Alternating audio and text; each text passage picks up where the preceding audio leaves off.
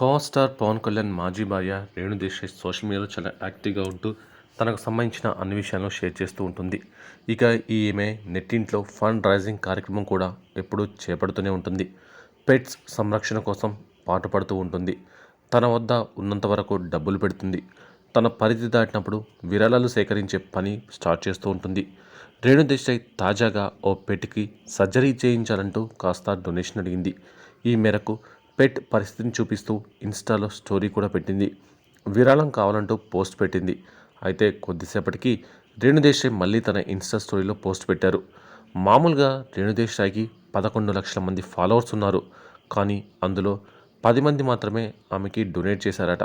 ఈ విషయం మీద రేణు దేశాయ్ కాస్త ఆగ్రహంగానే స్పందించింది. చాలామంది ఇస్తారని, ఎంతో పెట్ లవర్స్ ఉన్నారని ఆశించాను. కానీ 10 మంది మాత్రమే డొనేట్ చేశారంటూ రేణు దేశాయ్ ఆవేదన వ్యక్తం చేసింది.